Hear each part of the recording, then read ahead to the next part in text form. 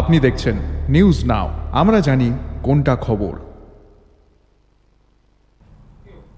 কুমারঘাটের সোনাইমুড়িতে আবারও প্রকাশ্যে এসেছে অবৈধ বালি উত্তোলনের অভিযোগ। মনু নদী থেকে মেশিনের সাহায্যে একটি প্রভাবশালী চক্র দীর্ঘদিন ধরে টিপি ছাড়াই বালি তুলছে এবং ওভারলোড ট্রাক দিয়ে গ্রামের একমাত্র রাস্তায় চলাচল করে রাস্তা ভেঙে ফেলা হয়েছে বলে অভিযোগ করেন গ্রামবাসী। এতে ভোগান্তির শিকার ছাত্রছাত্রী, রোগী সহ সাধারণ মানুষ।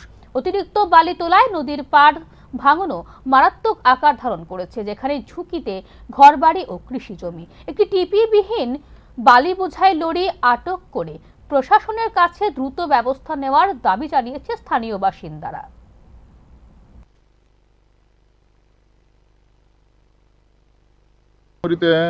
দীর্ঘদিন যাবৎ একটা বালির লাইসেন্স দেওয়া হয়েছে, আজকে 2 বছর যাবৎ।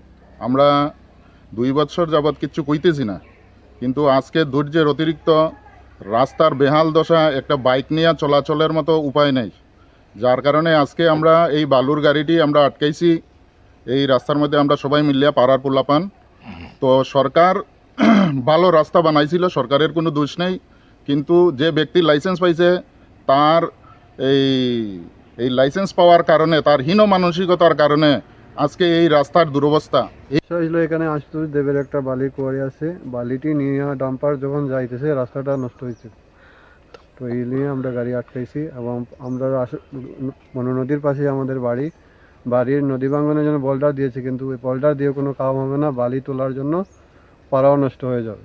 তার জন্য আমরা প্রশাসনের কাছে অনুরোধ রাখছি। কোন জায়গায় এই সমস্যা? গ্রাম 5 নম্বর ওয়ার্ড।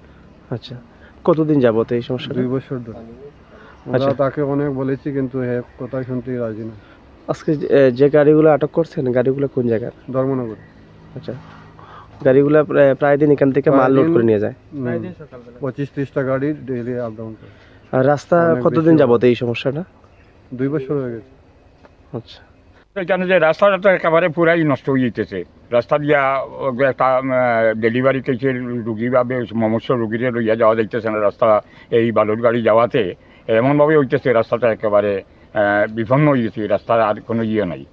আর এইদিকে বালু তোলা, এইদিকে নদীর যে এইদিকে গভীর হইতেছে, এইদিকে এই যে পাড়াতে এত আছে, লোক আছে, এরা তো থাকতে পারতো না। এইদিকে নদীটা তো গভীর হয়ে যায়, এইদিকে নদীটা ভাঙতে থাকবো। এইদিকে মানুষের ঘর বাড়ি আছে, বিল্ডিং টিল্ডিং করছে, এইগুলা তো ভাঙিয়া পড়বো।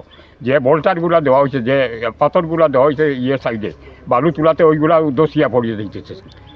এই সমস্যা হইতেছে। কোন এলাকাতে এই সমস্যাটা? এটা হয়তো